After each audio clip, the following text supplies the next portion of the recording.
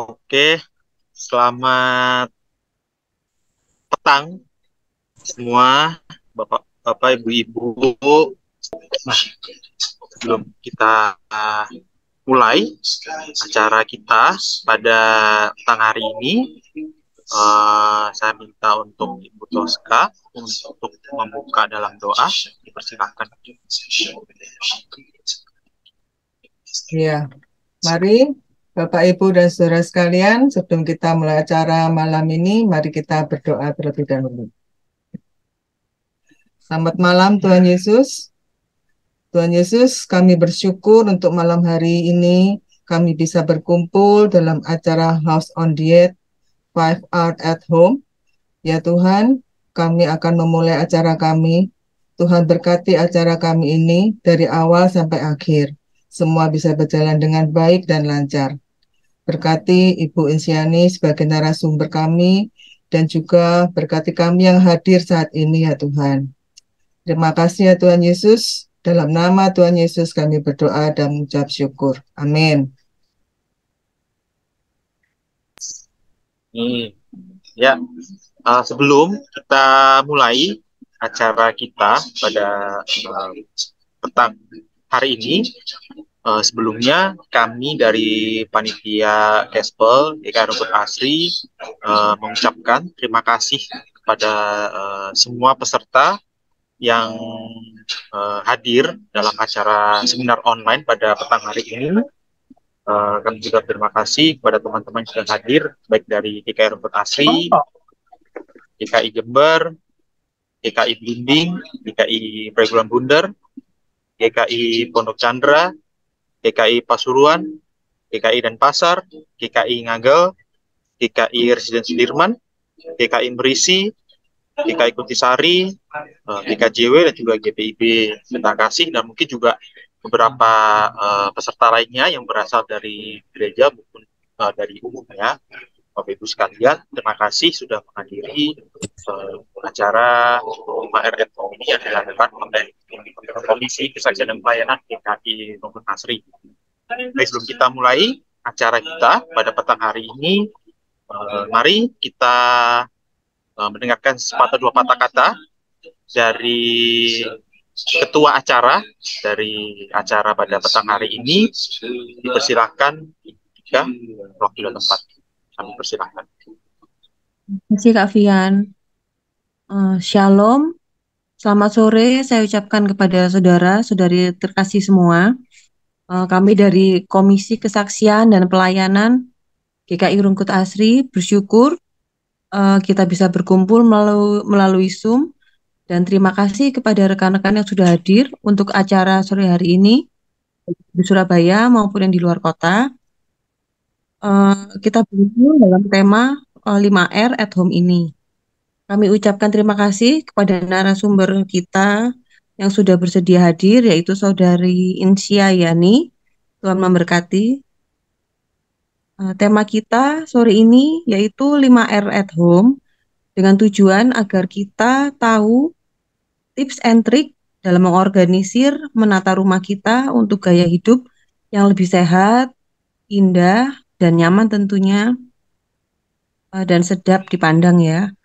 Langsung saja selanjutnya untuk pembacaan CV Saudari Insia Yani. Silakan Saudara Fian. Mari kita sebelum kita ini berikan aplaus dulu ya untuk ketua acara kita, Bu Ika, yang sudah mempersiapkan acara ini dengan matang ya. Baik, seperti yang pepatah orang bilang nih, pada umumnya nih kalau kita mulai acara nih, tak kenal maka tak sayang ya Bapak Ibu sekalian. Nah, pada petang hari ini nih, saya mau memperkenalkan nih narasumber kita yang akan menjelaskan materi tentang 5R at Home nih. Ini dengan Ibu Insiani Sulistyo, SN Sarjana Seni dari Desain. Insiani ini bisa dipanggil dengan Bu Insia ya, betul ya? Ya, lahir di tanggal 22 Juli 1983 di Surabaya. Untuk saat ini pekerja yang sedang digeluti pada saat ini, yaitu full-time interior designer dan juga part-time illustrator. Nah, ini untuk Bapak Ibu sekalian nih yang mau nge-follow sosial medianya Ibu Insia nih, untuk mungkin tanya-tanya nanti, untuk mungkin kalau ada kebutuhan main interior design bisa tuh di Instagramnya di @insiatchang dan juga @p3design. Di sana Bapak Ibu sekalian mungkin kalau memang ada kebutuhan untuk tentang desain interior pokoknya lainnya bisa follow dulu sosial medianya Insia ya. Oke. Nah, Insia ini juga punya hobi nih, menggambar tentunya ya, karena berkaitan dengan interior design juga part-time illustrator nih. Dua hal tersebut punya hobi menggambar ya Bu ya. Ya. Dan untuk saat ini untuk dari CV-nya kita lihat pada tahun 98 2001 dari SMA Petra 5, dia lanjut di tahun 2001 sampai 2005 menjadi mahasiswa interior design di Universitas Kristen Petra.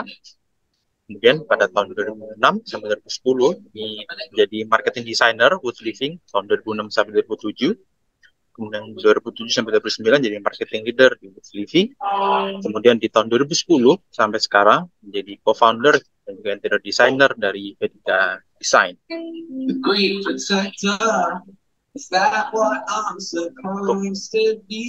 Proyek-proyeknya yang sudah dijalani oleh Insia berkaitan dengan residential, kemudian di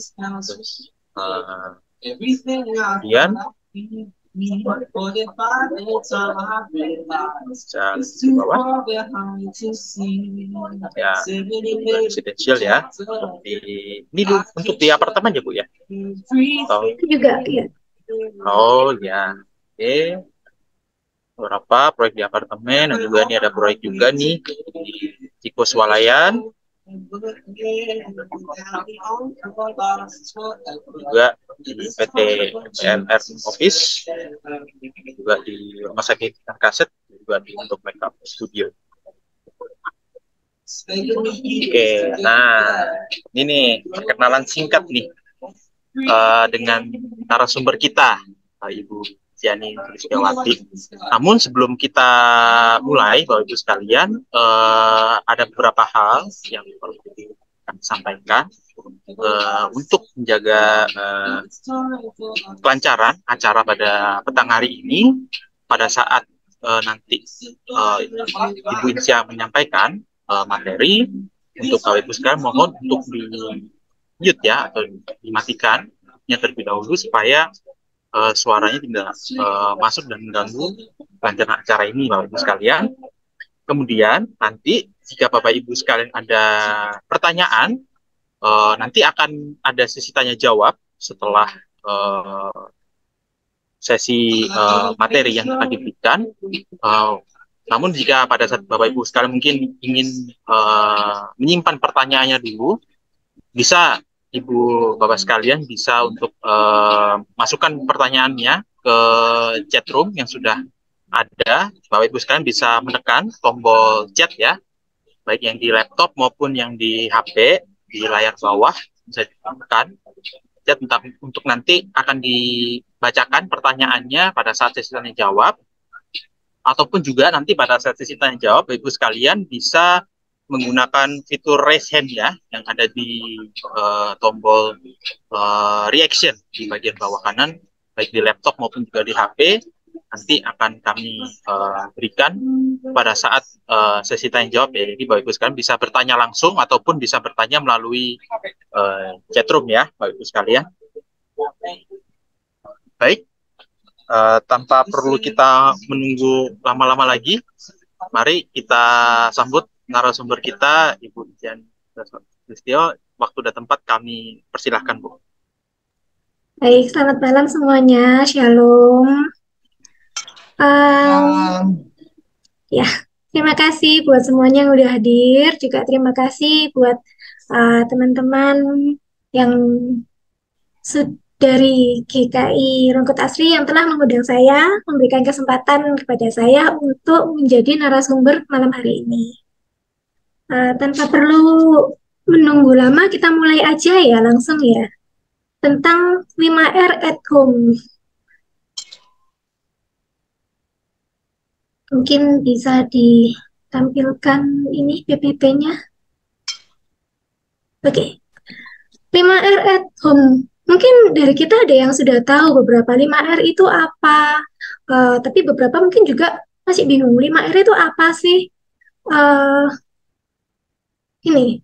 Jadi sebetulnya 5R atau 5S itu adalah suatu metode penataan dan pemeliharaan wilayah kerja secara intensif yang berasal dari Jepang yang digunakan oleh manajemen dalam usaha memelihara ketertiban, efisiensi, dan disiplin di lokasi kerja sekaligus untuk meningkatkan kinerja perusahaan atau tempat kerja secara menyeluruh. Ini berdasarkan dijelaskan di websitenya Dinas Tenaga Kerja Jawa Tengah. Metode ini diprakarsai oleh Mr. Takahashi dan Mr. Osada di perusahaan manufaktur otomotif pada awalnya di Jepang untuk meningkatkan efisiensi kerja di pabrik itu.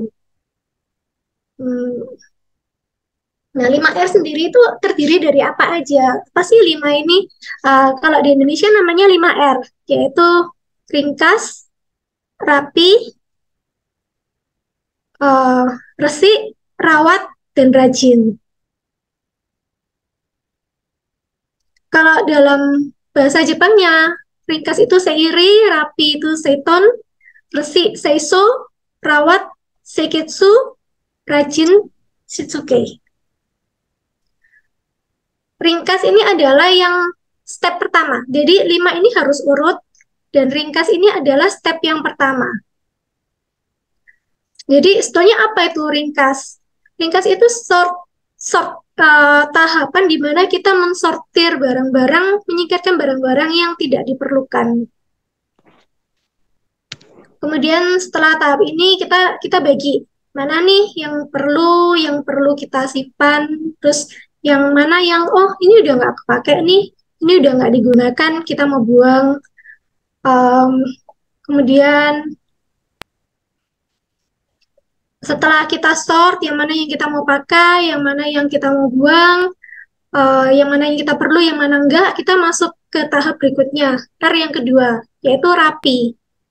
Rapi ini dalam bahasa Inggrisnya set in order. Segala sesuatu harus diletakkan sesuai posisi dan tempatnya yang sudah ditetapkan sehingga siap digunakan pada saat diperlukan. Kita taruh di ruangan yang semestinya, di tempat yang semestinya dengan penataan sedemikian rupa supaya pada saat kita perlu, kita gampang menemukan barang itu dan mudah dijangkau. Dengan setelah kita source, setelah kita tata, kita organize, itu akan membawa kita ke step berikutnya, yaitu yang ketiga, resik. Resik ini adalah tahap di mana kita membersihkan tempat tinggal dan peralatan rumah secara berkala, secara menyeluruh, mudah untuk kita bersihkan. Dan R yang keempat adalah rawat. Rawat yaitu menerapkan standar perawatan rumah, menjaga kebersihan, menjaga 3R yang tadi, yang sebelumnya itu.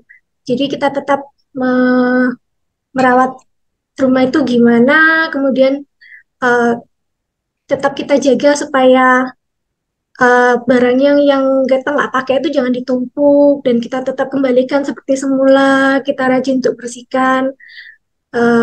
Itu kita maintain secara berkala.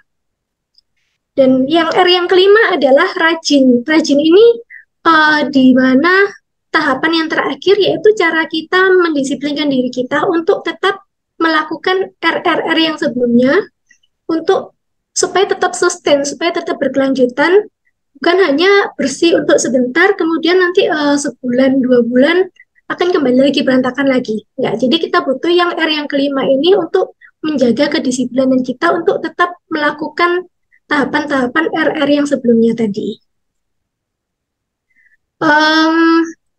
Tadi kan sudah kita tahu ya, dalam bahasa Indonesia ada 5R, kalau dalam bahasa Jepang itu 5S, dikenal dengan 5S. Dalam bahasa Inggris juga ada. Dalam bahasa Inggris namanya 5S juga, sort, set in order, shine, standardize, and sustain. Bahasa Indonesia sendiri ada beberapa istilah, nggak cuma 5R yang tadi. Jadi kalau Misal kita ke kantor, ini kebanyakan ada di kantor sih. Karena kan memang aslinya dari tempat kerja. Jadi kita mungkin di kantor A, kita lihatnya itu 5R. Mereka ada nulis nih di papan, ringkas, rapi, resik, rawat, rajin. Kemudian kita ke kantor lain, kita ke kantor B misal. Di sana mereka menulis budayakan 5S, sortir, susun, sapu, standarisasi, swadisiplin. Terus kita mikir, apaan sih ini kok 5S? Jangan-jangan mereka bikin istilah sendiri. Enggak, memang ada beberapa istilah yang dikenal selain 5R dan 5S dalam bahasa Jepang itu. Kemudian kenapa kita perlu, apa sih pentingnya kita menjalankan 5R ini? Next. Kenapa penting? Kenapa kita harus melakukannya? Ada yang tahu nggak kira-kira kenapa? Nggak apa. Next slide, please. Ini, declutter the area around you to declutter your mind. Maksudnya adalah dengan kita merapikan, kita membersihkan area sekitar kita, area tempat tinggal kita, area tempat kerja kita, itu kita juga merapikan pikiran kita. Ketika kita melakukan, kita mengorganize itu secara nggak langsung kita itu juga membuat diri kita lebih tenang, membuat pikiran kita ini lebih tenang, lebih tertata juga. Kemudian yang kedua, less to clean. Dalam maksud ini adalah gini, pekerjaan bebersih rumah itu buat sebagian orang mungkin sudah termasuk pekerjaan yang cukup melelahkan, pekerjaan yang bukan pekerjaan yang disukai.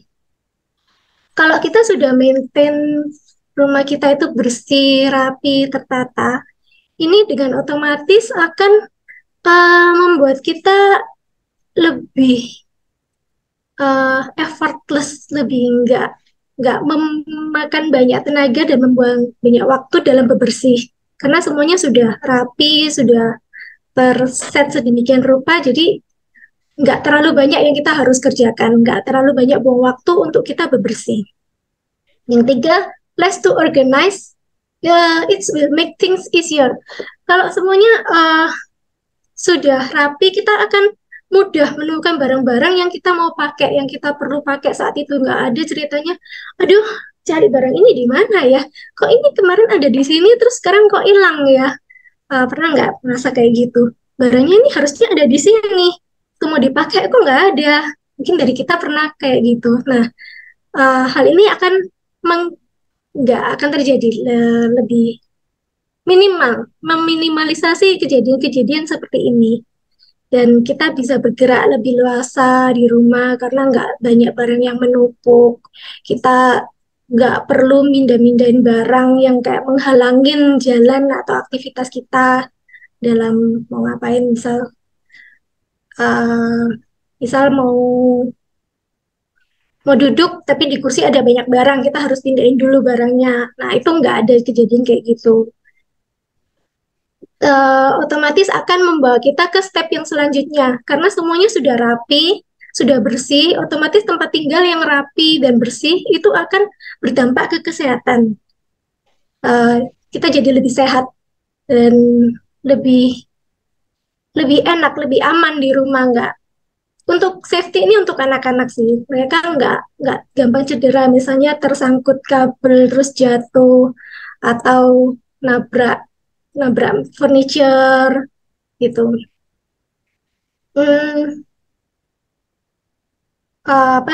Keuntungan berikutnya meningkatkan produktivitas kita.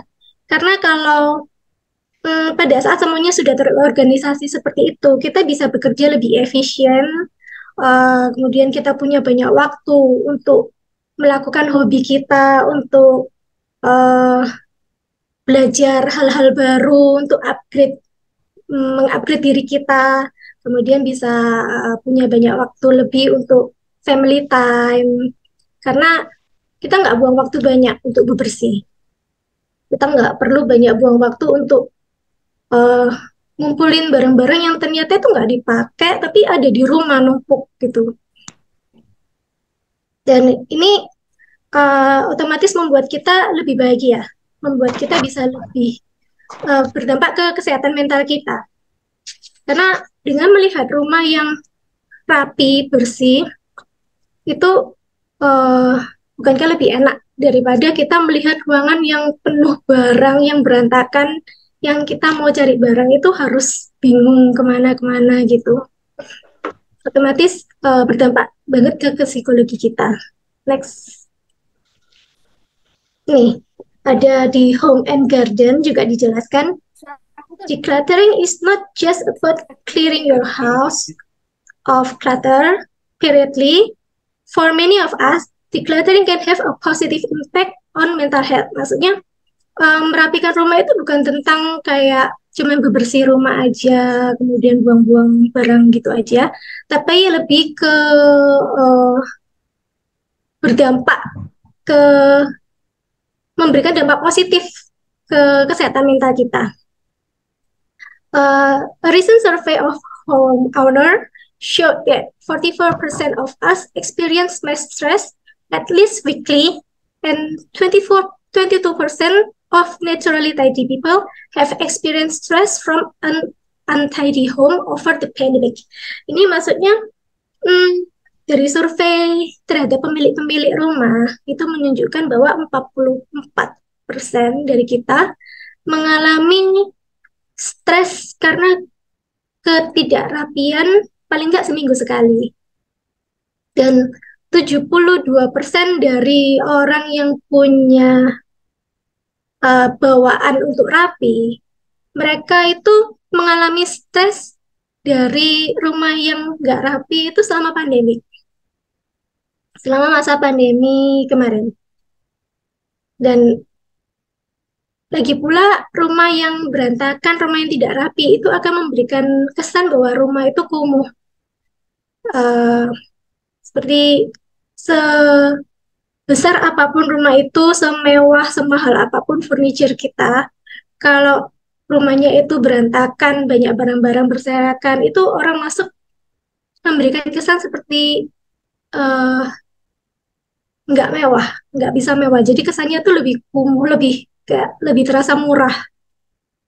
Ini contohnya di slide berikutnya. Nah ini, dengan barang furniture-nya sama, barang-barangnya sama, cuman yang sebelah kiri yang before-nya itu dia punya barang berantakan.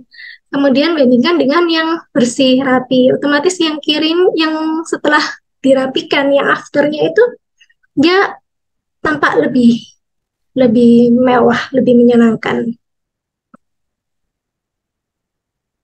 Next, let's see. Next slide. Nah, jadi kita hari ini fokusnya lebih ke R yang pertama dan yang R kedua aja ya, karena itu adalah start. Memang utamanya startnya adalah dari R yang pertama dan kedua, dari resik dan rapi. Dari kita sort barang-barang yang nggak kepake, yang mana kita mau pakai, dan dari kemudian ditata. Itu yang paling penting. Kenapa nggak mungkin dari R yang ketiga dulu? Bayangkan kalau kita tuh punya rumah, kemudian rumahnya itu barangnya banyak, terus kita mau bersih-bersih dulu, baru kita sort. Sepertinya agak susah ya, karena kalau barang banyak itu, terus kita mau sapu, kita mau pel, mau bersihkan itu nggak bisa maksimal, daripada kita sudah rapikan semua dulu, baru kita bersihkan. Jadi memang 5R ini harus dilakukan secara berurutan. Oke, kita resik, atau dalam bahasa Inggrisnya biasa dibilang decluttering, merapikan, menata. Itu berangkatnya dari sort. Kita otomatis berangkatnya dari sort. Tahap pertama yang paling penting adalah sortir. Kita fokusnya adalah ke mensortir dulu semua barang yang diperlukan, yang mana yang nggak diperlukan, yang mana. Terus kadang kita bingung, gimana kita taunya ini kita pakai atau enggak? Mungkin ada, kita bisa pakai rules yang ini. Kalau barang ini udah 1 tahun lebih kita nggak pakai, tuh berarti kita nggak pakai, kita bisa buang. Mungkin patokannya kita bisa pakai itu dulu. Terus next. Nah, mensortir ini bukan hanya tentang membuang barang, tapi mensortir ini adalah kesempatan kita untuk menata ulang semua barang yang kita simpan, untuk kita mereview barang-barang apa yang kita punya. Ada pepatah, as you work your way through each room, think about things that are useful, bring you joy, and spark a happy memory. Barang apa aja kalau kita lihat, kita lebih kayak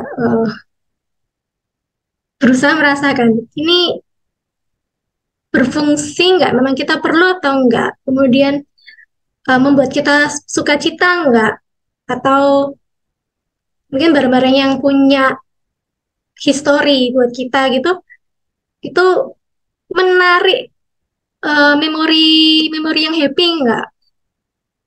Kalau kita bingung mau decide yang mana sih yang mau disimpan, yang mana yang dibuang, itu kita bisa bagi 3 dulu. Kita bagi 3 tempat, yang satu barang yang terpakai, kemudian ya yang terpakai kita simpan, yang masih mau dipakai, yang kita perlu, dan yang membawa sukacita kita simpan. Kemudian yang nggak dipakai kita simpan di bagian yang nggak terpakai. Ini yaitu sudah 1 tahun lebih, apalagi sudah 2 tahun nggak dipakai, ya udah kita singkirkan. Ini nantinya udah kita mau bawa keluar. Terus ada lagi nih pasti, oh tapi barang ini aku nggak tahu, kayaknya sih bakalan kepake. Mungkin kita bisa gitu. Ya. Misal bolpen ini aku udah setahun nih nggak pernah kepake. Tapi mungkin besok atau kapan gitu mungkin suatu saat kepake karena masih bisa dipakai, masih bagus. Gimana ya? Ya udah kita taruh satu tempat dulu. Kita taruh satu tempat dulu karena kita nggak bisa decide ini mau dibuang atau mau disimpan. Next. Nah, dari yang tadi udah kita sort itu 3 itu, kita bisa bagi lagi nih. Yang mau dipakai itu kita keep. Itu oke, kita keep. Itu nanti kita baginya waktu organize. Yang di keep ini kita organize-nya kita bagi sesuai ruangan dan sesuai tempatnya. Kalau kadang-kadang kan ada satu barang nih, misal seharusnya dia di kamar tidur, tapi ternyata barang itu ada di sort yang kita sort yang di ruang tamu. Nah, itu nanti kita bagian yang keep ini kita bagi lagi sesuai tempatnya. Terus barang yang mau dibuang, itu kita bagi 2. Satu dibuang, memang dibuang, kita udah buang. Yang satu bisa donate. Kita mau jual atau kita mau donasikan. Kasih ke saudara atau donasikan ke orang yang lebih membutuhkan. Yang tadi masih bingung gimana? Yang kita masih bingung mau disimpan atau dibuang, itu kita harus decide secepatnya. Kira-kira memang ini kita mau simpan atau enggak. Mungkin, oh ada kembarannya, kita ternyata punya 2 barang yang sama. Kita pilih satu, baliknya lagi ke ini. Is it useful, bring you joy, or spark a happy memory or not? Kalau enggak, ya udah kita buang. Barang apa aja yang kira-kira harus kita rapikan, harus kita sortir. Yang paling banyak biasanya adalah baju pakaian bekas atau baju kita, bukan pakaian bekas baju kita, tapi ternyata menumpuk. Nah, ini kita lihat kalau sudah lebih dari 1 tahun, 2 tahun kita nggak pakai, ya udah kita singkirkan. Sepatu dan tas juga gitu. Karena sepatu dan tas ini sebetulnya sepatu, tas, kulit itu mereka punya tanggal kadaluarsa. Kalau kita sudah simpan lama, mereka bisa rusak sendiri. Nah, itu kita perlu lihat, kalau sudah jelek kita buang. Terus cleaning supplies, alat-alat kebersihan rumah, perlengkapan dapur, bumbu-bumbu, kemudian isi kulkas. Itu juga kita coba keluarkan, kita cek yang sudah kadaluarsa yang mana, yang masih bagus yang mana kita tata lagi. Kalau yang sudah kadaluarsa, apalagi isi kulkas ya, itu makanan-makanan yang sudah kadaluarsa ya udah kita buang aja daripada keracunan kan. terus buku kertas, file-file, uh, buku bacaan, majalah, koran. Itu juga biasanya kadang suka numpuk, terus kalau kita nggak cepat singkirkan akan membuat rumah jadi nggak nyaman. Mainan anak, mainan anak dan baju anak ini mungkin juga masalah ya, karena kan setiap step tahapan umur anak itu mainannya beda-beda, bajunya beda-beda dan cepat gantinya itu juga kita harus cepat decide. Ini yang ya kalau udah nggak dipakai kita sumbangkan ke saudara atau kita jual pre-love atau ya kita kasih ke orang. Kalau yang sudah jelek mungkin bisa dibuang. Kemudian box box kardus-kardus bekas belanja itu kita suka mikirnya ya kita simpen aja, mungkin suatu saat kepake, ternyata akhirnya numpuk numpuk di rumah dan jadi sampah. Terus ada tas belanja juga sama, kosmetik skincare perlakuannya sama. Kalau yang sudah kadaluarsa kita singkirkan, terus obat-obatan juga karena ada kadaluarsanya, kita pakai berdasarkan yang paling mendekati kadaluarsa yang kita pakai, yang udah rusak kita buang. Untuk merapikan baju, mungkin ada beberapa tips. Triknya kita kalau mau merapikan baju, keluarkan semua, kumpulkan di satu area, kemudian kita pilih yang masih disimpan yang mana, yang enggak yang mana, dan yang mau disimpan itu kita lipat sedemikian rupa jadi kecil.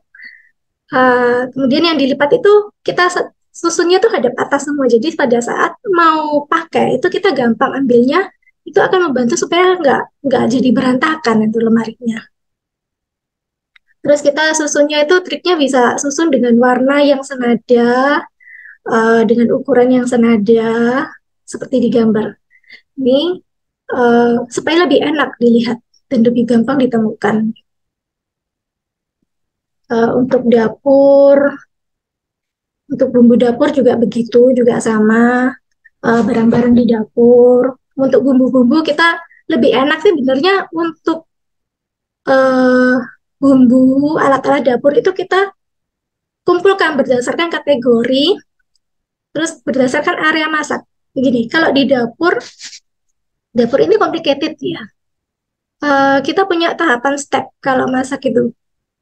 Dari barang belanjaan itu masuk ke dapur, kita cuci dulu. Dari cuci, step berikutnya ke prepare. Prepare, masak serving. Nah, ini ada tahapan-tahapan ini.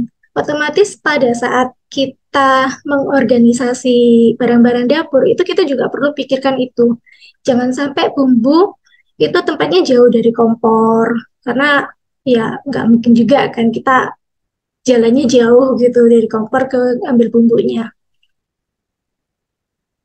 Trik untuk sortnya juga sama seperti baju, kita keluarkan semua alat masak atau alat makan atau bumbu-bumbunya, terus kita sort, terus kita tata lagi sesuai kategorinya.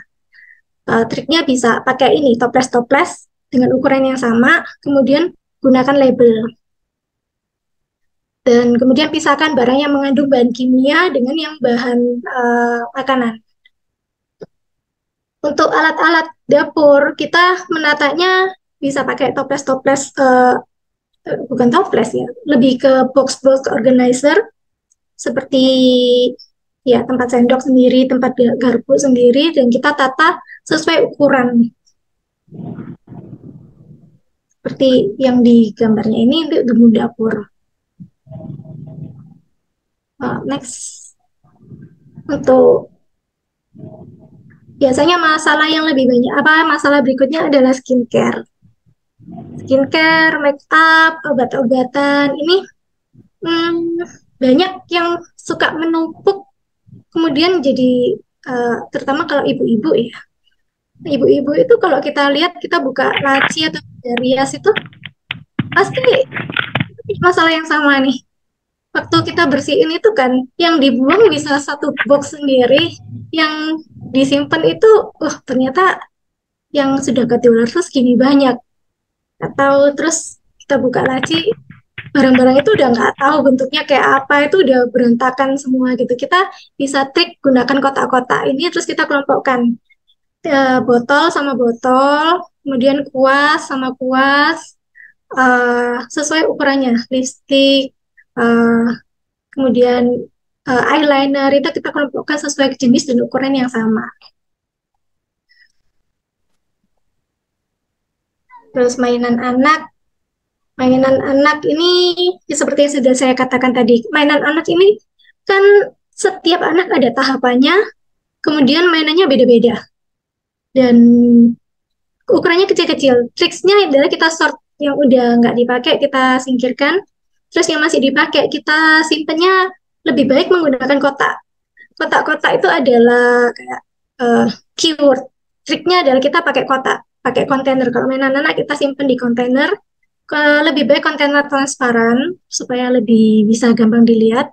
Kemudian kita labeling, kita kategorikan satu box ini mainan jenis apa, satu box ini mainan jenis apa.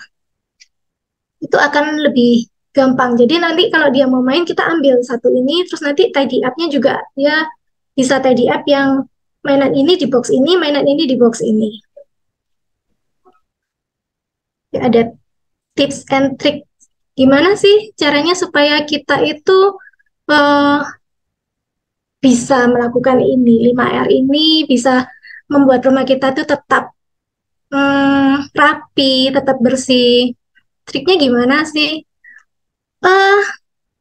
Trik yang paling gampang, pertama itu bukan paling gampang ya, yang utama itu lakukan secara bertahap mulai dari bagian yang paling kecil, dari yang paling gampang, dan lakukan dalam waktu sebentar ya, dari 5 menit, 10 menit, dari kita bersihkan laci, itu yang paling kecil dulu. Kenapa seperti itu? Karena pekerjaan bersih itu udah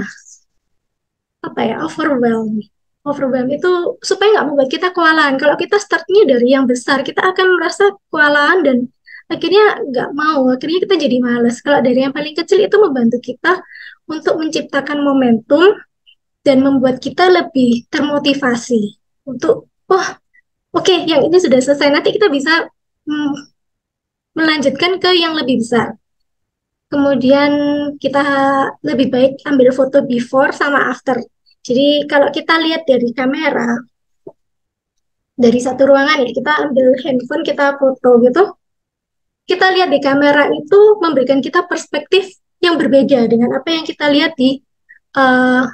kita lihat secara langsung. Nah, itu akan membuat kita bisa mendapatkan vibe yang beda, kita bisa lihat, ternyata aku perlu bersihkan yang sebelah sini. Kemudian kalau ada foto before after itu juga dari foto afternya itu kita bisa melihat perbedaannya seperti apa. Itu bisa membuat kita, memberi kita rasa puas, dan kita akan termotivasi untuk melanjutkan ke ruangan-ruangan berikutnya untuk tetap memaintain 5R ini. Dan tentukan waktu, lakukan secara berkala. Ini nggak ada patokan waktunya kapan, karena setiap orang punya aktivitas, punya kesibukannya sendiri, jadi kita bisa set untuk diri kita sendiri. Ada yang mungkin bisa setiap weekend, oke, kita lakukan setiap weekend jam segini sampai jam segini, mungkin satu anggota keluarga juga, semuanya kita lakukan sama-sama. Atau kalau yang bekerja, ada yang, biasanya 2 minggu sekali, atau tiap habis aktivitas langsung dibersihkan, ada yang begitu. Itu nggak ada patokan pasti. Disesuaikan sama senyamannya kita aja. Kemudian teamwork, cari teman, lakukan bersama-sama, atau lakukan bersama teman. Kenapa gitu? Karena ada opini, kalau kita bawa teman, ada yang memberikan opini, itu membuat kita membantu lebih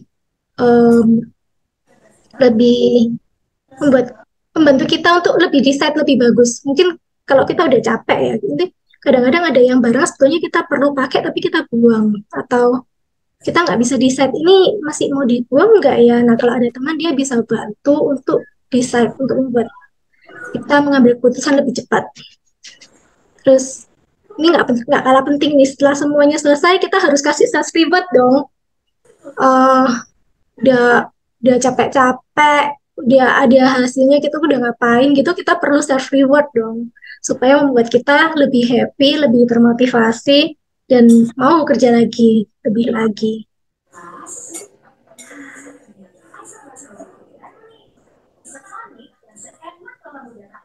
Terus kalau masih tips kalau kita masih bingung, kembali lagi yang tadi, tapi masih bingung, ini mau disimpan atau enggak, ini mau ditaruh di ruangan ini atau enggak, kita ambil ini, pertanyaan ini, sparks joy enggak? Apakah ini barang ini membuat kita happy enggak kalau melihatnya? Kalau kita pakai ini, kita happy enggak? Barangnya bagus enggak? Kemudian tetap terapkan FIFO sama FEVO. FIFO adalah first in, first out.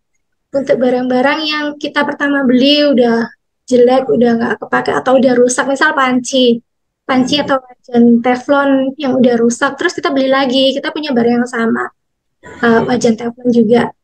Nah, barang yang pertama first in yang kita beli pertama ini yang udah rusak, ya udah kita singkirkan karena kita ganti dengan yang baru, kita udah punya baru. Yang ini jangan disimpan lagi supaya nggak menumpuk.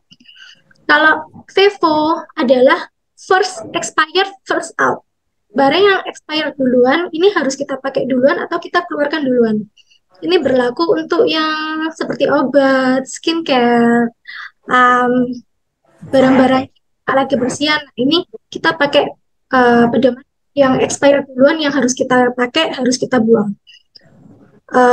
Trik lainnya supaya nggak males, gimana ya? Supaya bisa tetap sustain, karena kan ya males gitu kan. Karena lihat aja kalau udah menumpuk, udah banyak, aduh kok kerjainnya, atau ntar aja lah, ntar aja. Triknya adalah segera singkirkan barang yang nggak kepake. Begitu ada kayak, oh ini udah nggak kepake, udah cepat singkirkan, jangan ditumpuk lagi. Jangan ditumpuk, jangan dikumpulin, masih sedikit, ntar aja. Sebaiknya jangan, karena kalau pekerjaan yang kecil kita lebih gampang, kita lebih nggak merasa berat. Tapi kalau kita tumpuk jadi banyak, kita ngelihatnya itu akan merasa capek duluan, kita akan kewalahan capek, terus jadinya males. Terus nanti rumahnya balik lagi, sudah rapinya cuma sebulan, terus bulan berikutnya akan balik lagi, kita akan ngulang-ngulang terus lagi. Gimana caranya supaya kita nggak merasa itu susah? Ini ada di slide berikutnya. Jadikan sebagai budaya atau gaya hidup supaya kita ngerjainnya itu nggak merasa berat, supaya kita nggak terbeban. Ingat, aktivitas yang dilakukan secara berulang-ulang itu akan menjadi kebiasaan, akan menjadi habit. Dan habit yang dilakukan terus-menerus secara rutin, dia akan menjadi gaya hidup, menjadi budaya. Nah, pada saat sudah menjadi budaya gaya hidup kita seperti itu akan secara otomatis kita akan melakukannya secara otomatis, kita nggak akan merasa berat. Misalnya contoh nih yang paling gampang, cuci tangan. Kalau orang nggak ada kebiasaan untuk pulang rumah, masuk rumah langsung cuci tangan, begitu disuruh ayo cuci tangan, dia akan merasa kayak oh iya cuci tangan. Tapi kalau sudah menjadi gaya hidup, itu otomatis masuk rumah langsung cuci tangan, dia nggak akan merasa itu suatu kewajiban atau suatu hal yang membebani. Oke, yang kita harus menekankan lagi, kita harus ingat kenapa 5R ini selain untuk kesehatan kita, fungsinya itu lebih penting untuk kesehatan mental kita. Next slide. Nah, di Jakarta Post sendiri itu ditulis a clean house raises happiness and empathy level. Itu ada research-nya. Sebuah research membuktikan bahwa perasaan yang nggak bahagia, perasaan marah, sedih, perasaan negatif itu bisa berkurang dengan adanya ruangan yang bersih. Research found that general feeling of unhappiness can be reduced by cleaning up your living space. Ini ada di websitenya Jakarta Pus. Ya, otomatis kita melihat ruangan yang bersih rapi itu membuat kita lebih enak, kita beraktivitas lebih enak, dan sekali lagi psikologi kita juga otomatis jadi lebih baik, mental health kita lebih baik, membuat kita hidup, meningkatkan taraf hidup kita. Sebagai rekomendasi, kalau ada movie, ada di Netflix itu bisa lihat ini, ada movie-nya di Up with Marie Kondo. Atau di Waku-Waku Jepang itu ada House on Diet. Jadi dua variety show ini bisa kita jadikan patokan, bisa kita pakai untuk belajar gimana sih caranya mengorganisir rumah. Sekian presentasi dari saya, terima kasih. Kemudian ini ada bonus, saya ada video, mungkin jadi bisa buat gambaran buat kita gimana caranya untuk menata lemari baju.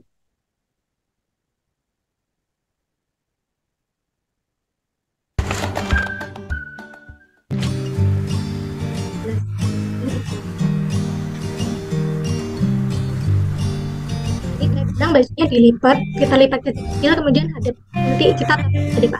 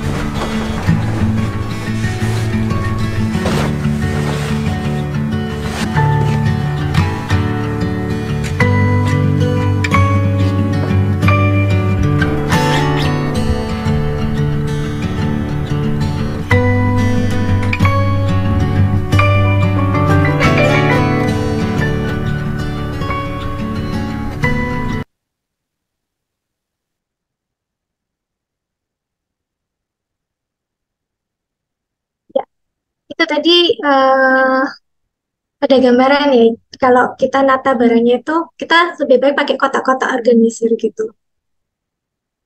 Oke, kalau ada pertanyaan mungkin bisa ditulis di kolom chat, nanti mungkin bisa dibacakan ya, mungkin Kak Fian kali yang bacain. Ya, nah, terima kasih sebelumnya. Saya ini udah mengenai materi nih. Nah, mari Bapak Ibu sekalian, sesi tanya jawab. kita buka. Mungkin Bapak Ibu sekalian bisa menuliskan dulu di kolom chat, ataupun mungkin ada yang mau raise hand, silahkan untuk raise hand. Untuk mungkin termin yang pertama kita buka 3 pertanyaan ya. 3 pertanyaan ini yang secara langsung. Silahkan Bapak Ibu yang mungkin mau ada pertanyaan nih terkait tentang 5R nih, udah dijelasin nih. Ini kan dijelasin tuh. 5R juga tips-tipsnya bagaimana sih kita untuk merapikan barang-barang kita di rumah. Dijelasin tuh tips-tipsnya, mulai dari merapikan baju, terus merapikan tas, sepatu, dan lain-lain. Mari, silakan Bapak Ibu sekalian. Ada yang mau bertanya? Oh, mungkin semua udah ini, mungkin Bu. Semua udah jelas, Bu. Udah jelas, di rumahnya udah rapi semua. Atau malah bingung mau diapain Atau ya? malah bingung. Mari Bapak Ibu sekalian, mungkin bisa ditanyakan. Ada yang mau ditanyakan nih? Mungkin ada kendala juga nih Bapak Ibu sekalian yang mungkin terkait dengan tata letak rumahnya. Mungkin ada beberapa kendala yang mungkin Bapak Ibu rasakan, mungkin bisa nih. Atau mungkin yang terkait masih yang punya anak kecil tuh kan kadang tuh suka tuh udah ditata rapi-rapi, ternyata anak-anak masih suka ini kan, naruh mainannya di sembarangan tempat tuh. Bahkan kadang udah taruh tempat sini tapi ditaruh yang lain. Oke. Pertanyaan pertama dari Bapak Joko Kristio. Silakan Pak. Iya, terima kasih. Perkenalkan, saya Joko Sulistyo dari GKJW di Malang. Oh iya, selamat malam Pak. Iya, GKJW Gedung Kandang Malang. Saya langsung tanya aja ke Bu Insia. Iya. Bu Insia, nampaknya semua orang pengen rapi, baik gitu ya, bersih, menarik gitu. Tetapi kendalanya yang paling sering itu misalkan kalau dari kami ya, pengennya yang indah-indah itu. Tapi kendalanya yang pertama itu biasanya malas. Itu yang pertama. Yang kedua, seringkali kita punya memori begitu dengan barang kita.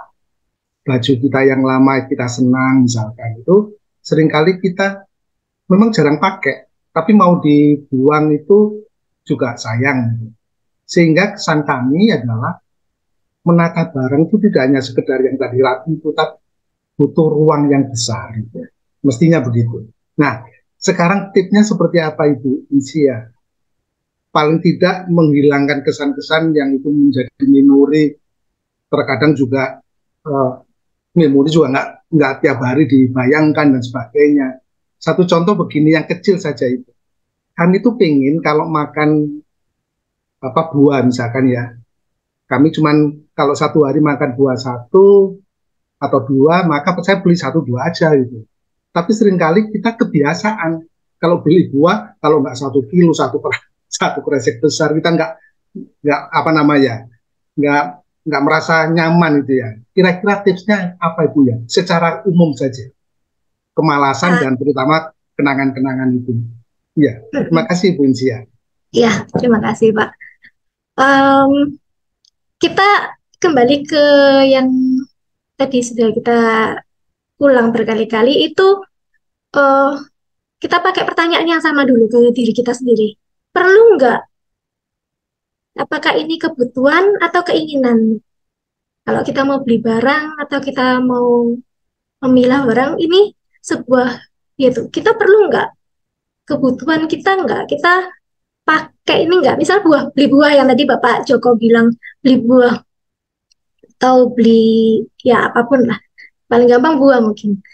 Kalau belinya cuma 1, kita butuhnya 1, tapi terus kita lihat kalau beli sekilo otomatis lebih murah dong. Kalau beli 1 10.000, beli sekilo per bijinya jadinya cuma 3.000 misal, kita bisa hemat 7.000 nih. Otomatis kalau pemikiran kita pasti kayak, oh ya kita beli yang banyak aja lah, beli grosir lebih murah. Tapi kita perlu tanya lagi ke diri kita, ini perlu nggak? dia akan menjadi, yaitu kita bisa simpen, kita bisa pakai enggak, atau bakalan jadi sampah, atau bakalan menumpuk dan malah buat kita jadi boros. Kalau jawabannya itu nggak kepake, kalau jawabannya itu nanti uh, jadi sampah yang menumpuk atau malah buang-buang uang, kita spend money lebih ke sana, hmm, sebaiknya kita nggak beli. Terus untuk yang tadi mensortir, gimana caranya kita mensortir, kita mengorganisir, itu bukan cuman buang-buang, kita singkirkan barang, tapi ya saya tahu beberapa ada, saya juga ngalamin, ada barang-barang yang termasuk barang sentimental buat kita, barang-barang yang punya memori, itu sentimental items. Itu memang akan lebih susah, kita sort itu memang susah, dan pada waktu kita mengerjakannya itu biasanya akan terasa berat sekali karena barang ini kita nggak pakai, aku nggak pakai nih. Maaf, saya nggak pakai, sudah lama juga saya nggak pakai dan sudah menumpuk. Bahkan mungkin sudah jelek, kita bisa dibilang sudah jelek. Kalau orang lain lihat, apa sih ini, kenapa sih kayak gini aja masih disimpan, tapi buat kita itu punya memori. Misal peninggalan dari nenek kakek, dan ini dikasih waktu kita masih kecil, um, ada historinya, ada sejarahnya, itu kita pengen simpen. Ya, kita kita bagi lagi, kita pilih lagi, ini masih layak disimpan atau enggak. Eh, Kemudian kita kalau memang apa ya, yang foto lah, kita bilang foto. Fotonya ini udah jelek, modelnya udah, fotonya udah hilang lah, gambar-gambarnya udah hilang. Tapi ini kan ada memorinya dan nggak ada lagi. Ya, kalau itu jangan dibuang, kita simpan aja yang itu. Tapi kita simpan sedemikian rupa, dimasukkan di album, kita packing yang rapi, em, supaya nggak kayak terlihatnya kayak berantakan gitu, bukan asal ditumpuk gitu aja. Mungkin seperti itu, Pak. Iya, boleh menanggapi sebentar, Pak Aktaf? Ya, silakan. Ya, silakan. Iya, ya sedikit lagi Bu Insia. Iya. Memang betul. Tadi saya sampaikan yang paling susah itu antara yang di luar pikiran kita ya, dengan rasa. Iya. Kalau dengan pikiran kita tahu ini bagus, ini bagus. Tapi rasa itu kadang susah. Makanya tadi saya tanya triknya apa ya? Menseimbangkan antara yang terpikir dengan rasa kita supaya kita buang barang atau mengganti barang itu juga ya legowo gitu kan. Oh iya Pak. Ya. Itu triknya jangan dilakukan sendirian. Kita cari teman. Ada yang menemani, ada yang memberi kita support, memberi kita masukan. Karena ya memang kalau kita lakukan sendiri itu seperti kita perang batin sendiri, kita berat buat kita sendiri. Kita butuh teman untuk melakukan itu, Pak. Iya, terima kasih Ibu. Karena dari sisi usia saya ini kan sudah hampir 62 ya. Jadi mulai mikir lagi mana yang penting, mana yang tidak itu.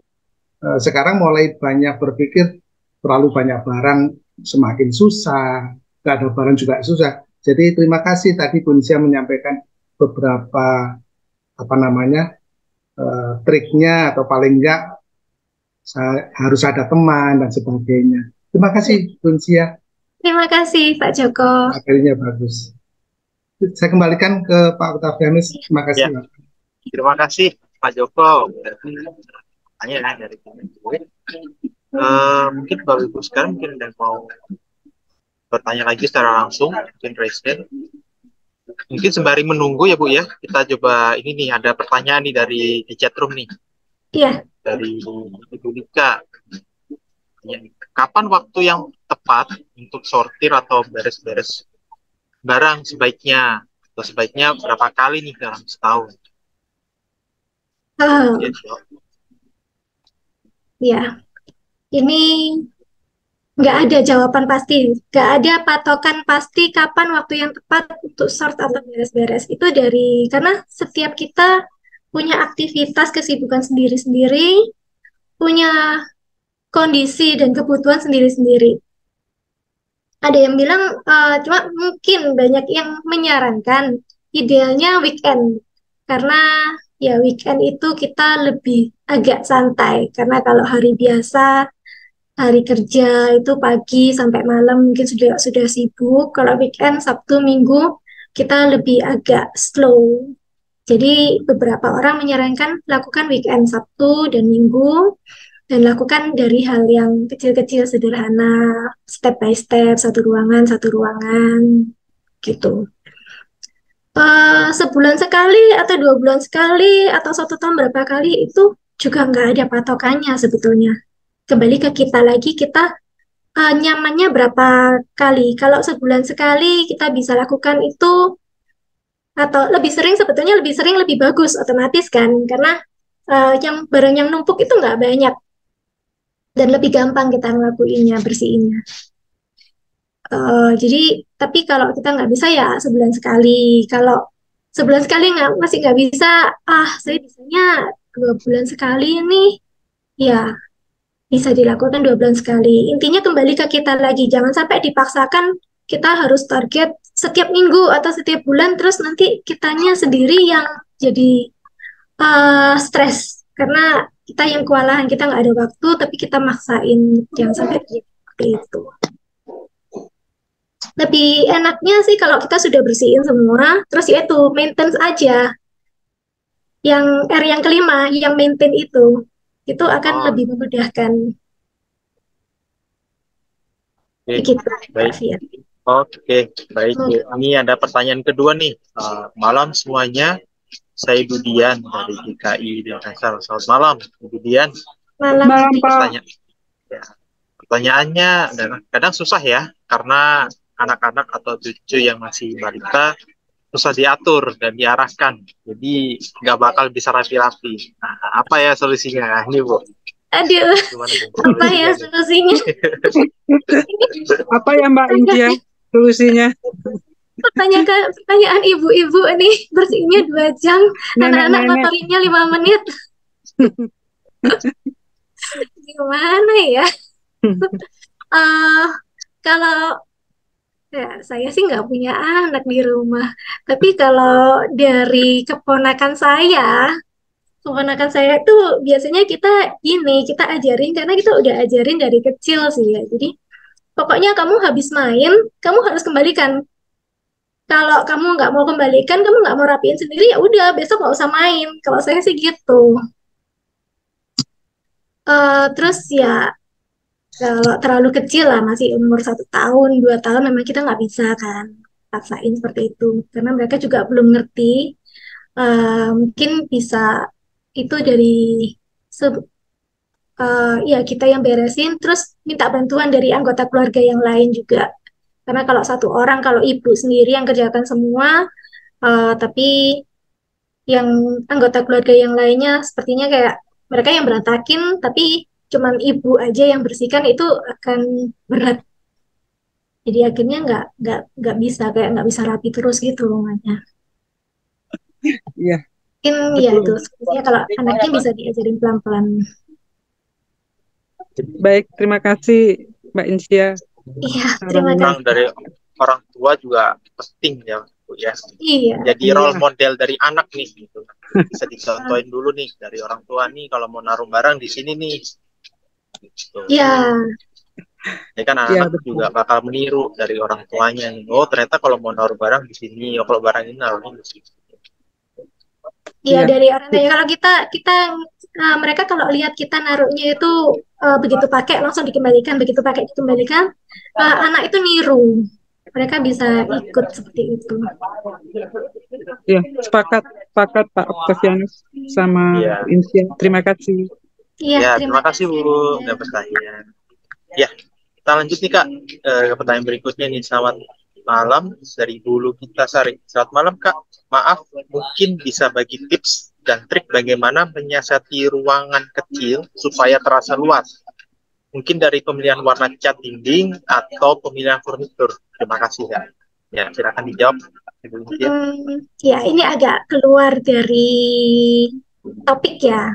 agak keluar dari topik kita, tapi ini bagian dari bidang pekerjaan saya. Jadi saya jawab sekilas aja ya Pak, supaya kita tetap on track. Kalau ruangan yang kecil itu triknya ya memang lebih baik kita menggunakan warna-warna terang, karena warna gelap itu memberikan kesan ruangan itu lebih sempit kalau untuk ruangan yang kecil. Jadi triknya kita pakai warna terang, terus furniture yang kita gunakan juga sebaiknya tidak terlalu penuh. Kalau bisa ruang kita sesuaikan. Kalau ruangan itu kecil, kita jangan pakai furniture yang terlalu bulky, itu bahasa Indonesianya berat, besar gitu. Ya kemudian barangnya juga kita lihat barang yang benar-benar perlu aja, kita taruh di situ supaya jangan terlalu banyak barang lah di dalamnya itu. Oke. Untuk detailnya bakalan panjang sih kalau saya jelasin detailnya. Mungkin lain kesempatan. Bisa tuh di follow Instagramnya tuh. Tadi untuk bisa kalau mau tanya-tanya langsung di DM. Iya, cuma dasarnya itu, base-nya itu. Jangan ada terlalu banyak barang, jangan dipenuhin banget, terus pakai warna terang gitu. Oke, baik. Ini ada pertanyaan selanjutnya nih dari Regio. Selamat malam. Mohon info, adakah komunitas gaya hidup minimalis atau khas on diet? Enggak. Ada ya? Nggak ada. Yang saya belum tahu maksudnya. Yang saya tahu belum ada. Saya nggak pernah ikut. Ya. Nah, mungkin coba Bu bisa di ini nanti tanya-tanya tetangga gitu kan? Iya, mungkin atau di Instagram, biasanya mungkin di sosial media ya, Instagram atau Facebook gitu kadang. Ya, cuman setahu saya memang kalau untuk komunitas gaya hidup minimalis ya itu kan udah mulai banyak nih orang-orang yang mulai concern tentang gaya hidup minimalis. Ya ada beberapa ada yang sudah ada yang ini ya, ada forumnya gitu. Iya. Di sosial media. Kalau komunitas yang benar-benar komunitas, terutama di Surabaya, di Indonesia ini mungkin nggak di sosial media ya, mungkin di forum gitu ya. Tapi kalau ya.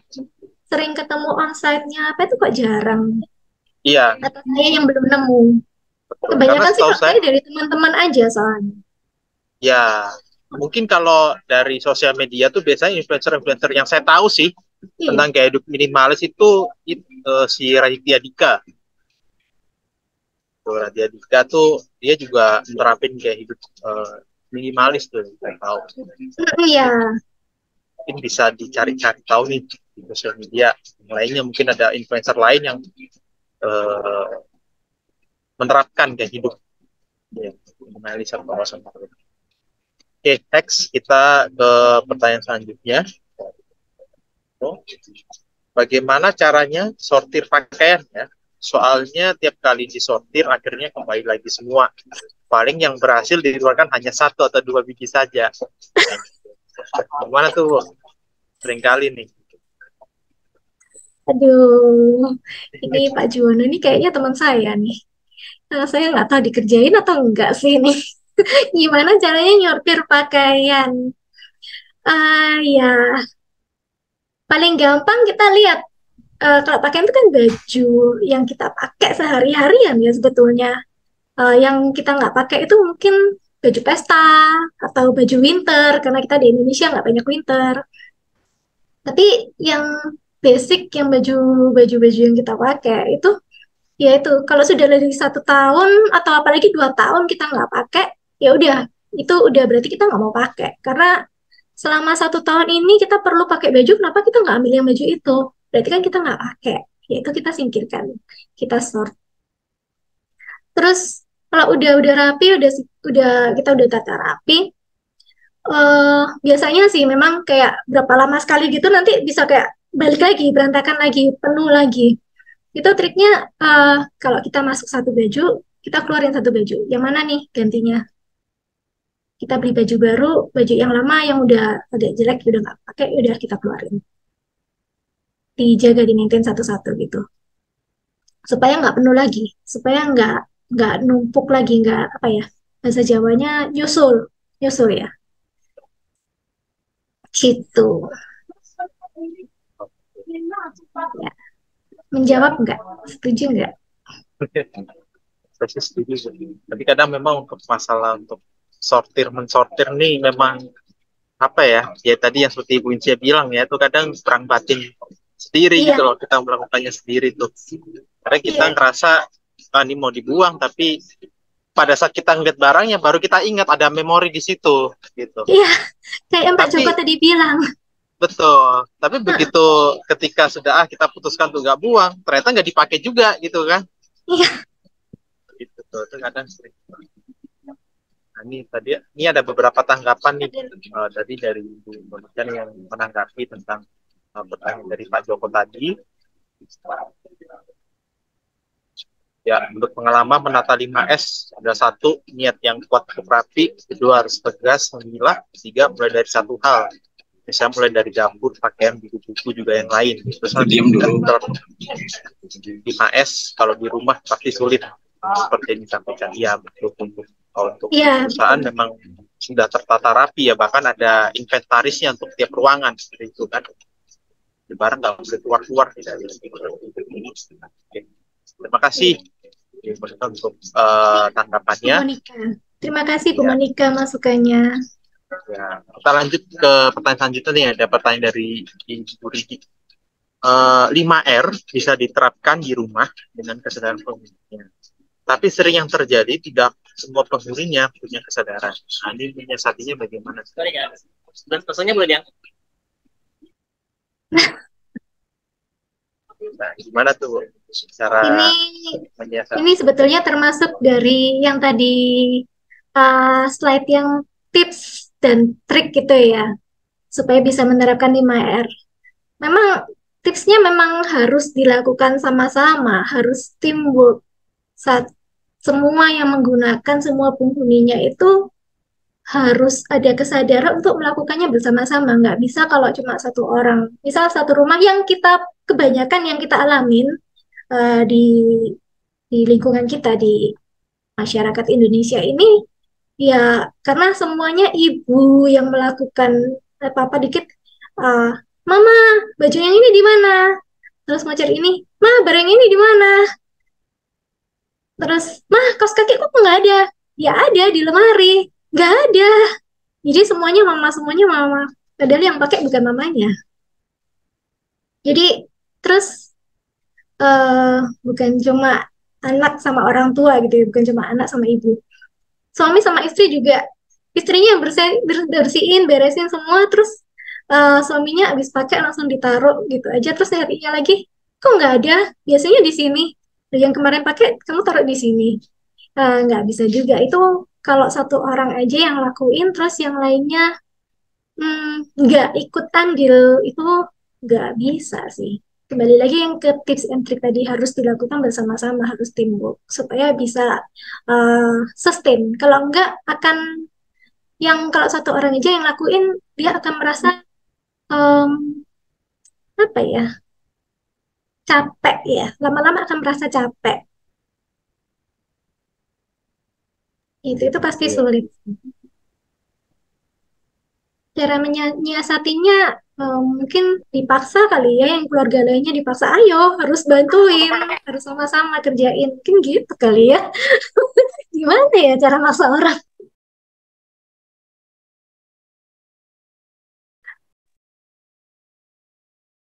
Kalau orang zaman dulu dipukul biasanya.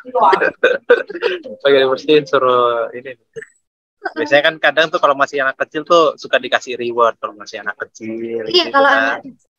Tapi kalau udah dewasa, ya memang kadang susah, banyak ininya, banyak alasannya, yang capek kerja atau yang aktivitas yang lainnya.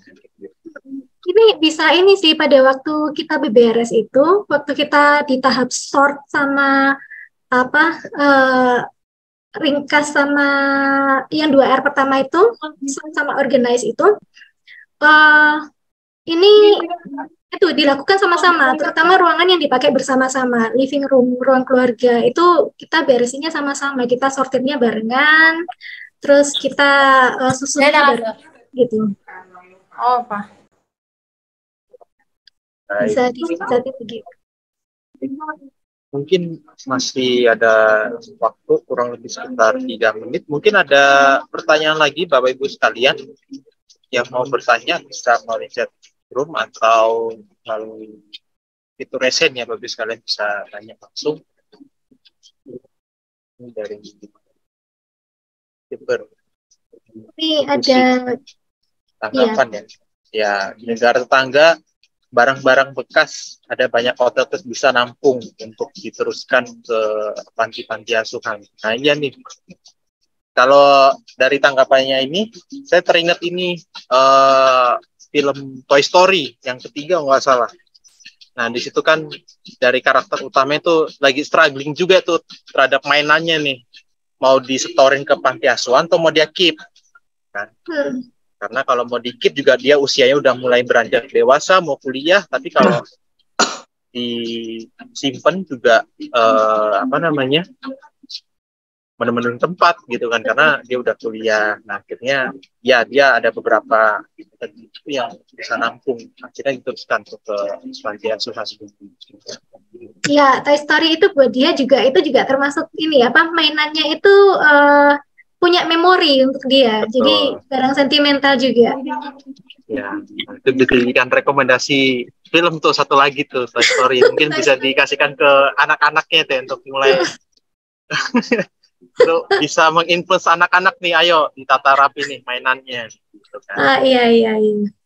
Ya ini untuk rekomendasi untuk anak-anak nih Toy Story betul-betul. Ya, kalau itu sekarang mungkin ada yang mau bertanya lagi, mungkin satu termin lagi, 2-3 pertanyaan. Oh ya, Ibu Sudiani, Resen. Ya, silakan Bu. Malam Pak, malam Ibu Insya. Iya, malam Ibu Sudiani. Saya mungkin sharing ya, yang bisa kami lakukan di GKI Denpasar untuk 5R ini. Kita setiap setahun itu mengadakan bakti sosial. Jadi setahun 2 kali bakti sosial ke wilayah-wilayah yang terpencil ya. Seperti berikut nanti di 15 Juli kita akan mengadakan bakti sosial di daerah Karangasem, bagian timurnya Bali.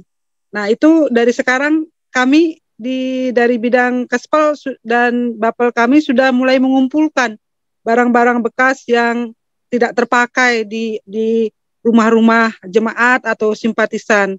Jadi nanti kami akan salurkan ke dalam rangka bakti sosial itu.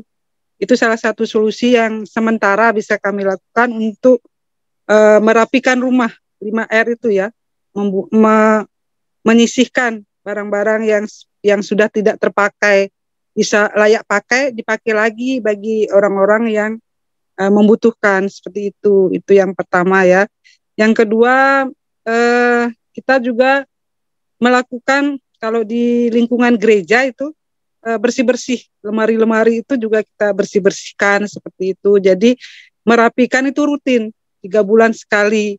Kita semua majelis dan Bapel dari kesaksian pelayanan itu melakukan kerja bakti juga seperti itu.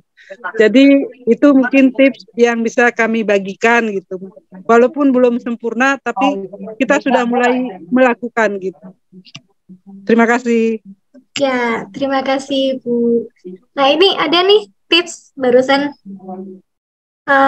Ada saran juga, mumpung ada kita bisa tahu donate kemana ini kalau ada yang mau donate. Nah, iya betul. Biasanya juga kadang beberapa gereja juga menggunakan ini bakti sosial ya. Iya. Karena kadang-kadang kita suka bingung juga kan mau disumbangkan kemana gitu. Oke, apakah ada yang mau bertanya lagi?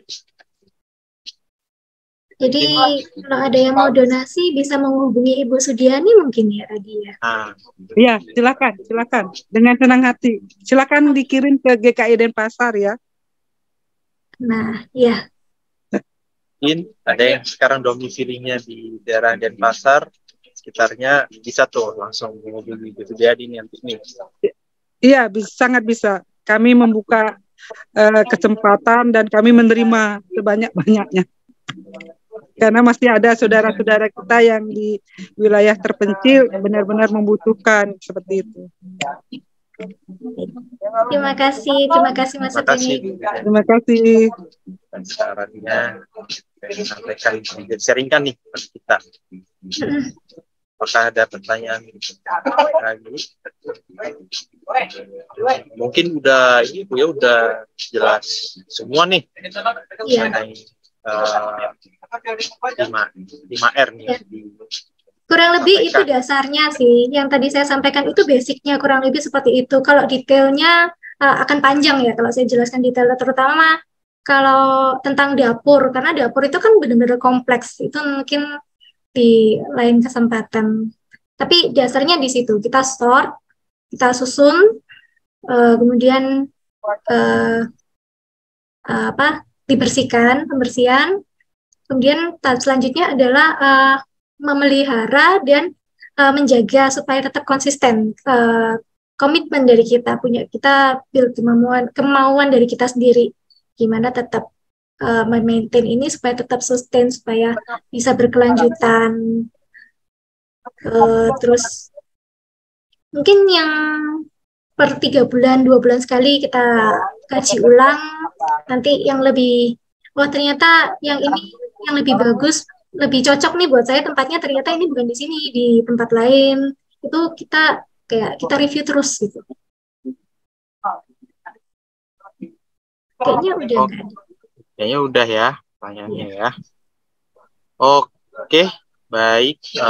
Terima kasih atas materi dan juga penjelasan dari pertanyaan-pertanyaan ini dari peserta yang sudah disampaikan dari Ibu Insiani Sulistyo. Istilahnya apa yang sudah disampaikan ini bisa membuka mata kita nih mengenai cara-cara kita nih untuk merapikan barang-barang kita yang ada di rumah, supaya di rumah tuh kesannya kayak rapi gitu kan, karena juga bagaimanapun juga rumah itu kan tempat istirahatnya kita nih gitu kan. Iya. Ketika kita udah capek kerja, udah capek aktivitas, kalau lihat rumahnya berantakan pasti akan lebih capek lagi. Iya, gimana caranya supaya nyaman, enak gitu ya Kak Fian ya? Betul. Gimana caranya supaya kita begitu pulang lihat rumah tuh udah enak nih, nyaman nih, bisa untuk istirahat ya. Oke, ya sebelum kita menutup acara kita pada malam hari ini, kami dari gereja GKI Rumput Asih Surabaya dan juga Majelis Jemaat mengucapkan terima kasih kepada Ibu Insiani Sulistyo atas waktu dan kesempatannya yang sudah diberikan kepada kita, dan juga kami berikan di piagam ucapan terima kasih yang mewakili Majelis Jemaat Gereja Kristen Indonesia GKI Rumput Asih Surabaya, menyampaikan penghargaan dan mengucapkan terima kasih kepada Ibu Insiani Sulistyo, SSN Sarjana Seni Interior Designer, atas pelayanannya sebagai pembicara seminar penataan ruang, tips dan trik formasi rumah untuk gaya hidup yang lebih sehat dengan tema 5R at Home yang dilaksanakan pada hari ini, Sabtu 10 Juni 2023, yang secara dilakukan dengan cara Zoom meeting online dengan piagam ditandatangani oleh Ketua 1 Penatua Suni Arti Krisnawati dan juga Sekretaris 1 Penatua Christian Bramantio. Kami ucapkan terima kasih banyak. Semoga Ibu Insiani Sulistyo bisa terus menjadi berkat bagi banyak orang melalui karya-karya Ibu. Terima kasih banyak Ibu.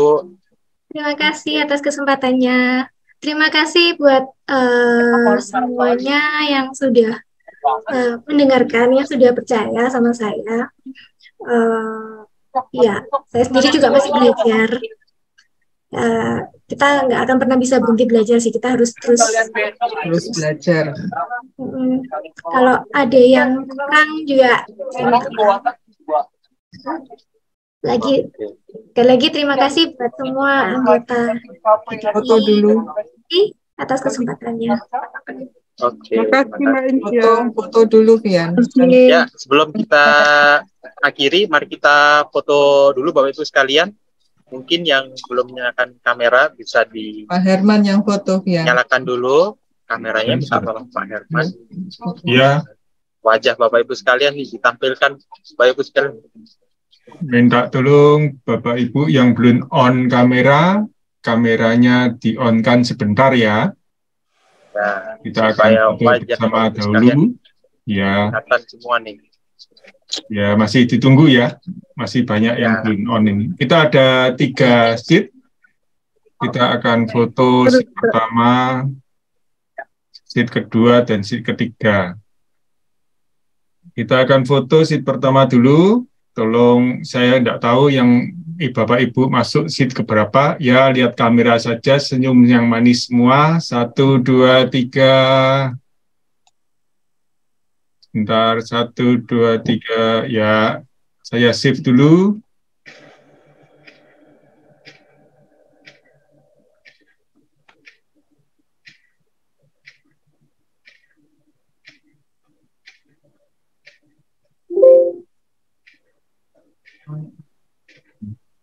Bentar ya Bapak Ibu.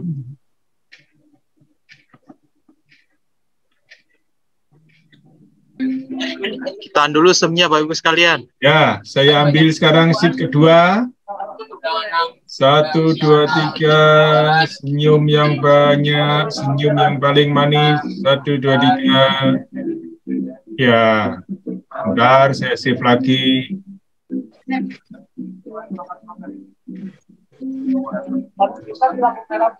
Oke, sheet yang ketiga. Senyum yang manis, lihat kamera. 1, 2, dan 3. Sebentar, saya save dulu.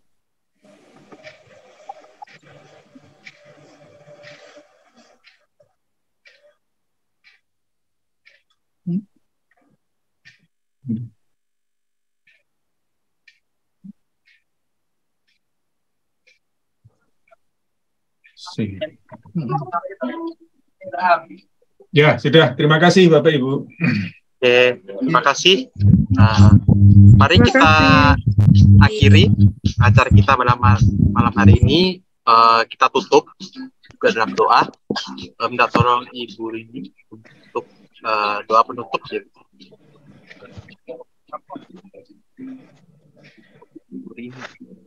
Mari kita berdoa. Terima kasih ya Bapa, Tuhan Yesus. Kami pada malam hari ini sudah menyelesaikan seminar melalui Zoom, yang mana Tuhan sudah memakai sebagai narasumber Ibu Insia Yani. Kiranya Tuhan dengan apa yang disampaikan semakin membuat kami terberkati, dan Bu Insia juga Engkau berkati dengan talenta-talentanya, dan biarlah kami dengan penuh kesadaran dan niat untuk bertekad untuk memperbaiki apa yang selama ini belum kami laksanakan. Kiranya dengan rumah yang rapi dan nyaman dan bersih membuat iman kami semakin dekat dengan Engkau untuk senantiasa membuat hidup kami lebih baik, dan sekitar sekeliling kami kiranya juga terberkati dengan apa yang sudah kami lakukan. Terima kasih. Kalau sebentar lagi kami akan undur dari Zoom ini, biarlah tangan kuasa-Mu memimpin kehidupan kami, memberkati kehidupan kami. Kami mengucap syukur hanya dalam nama Tuhan Yesus. Amin. Amin. Amin. Terima kasih Bapak Ibu sekalian yang sudah mengikuti mengikuti acara kita.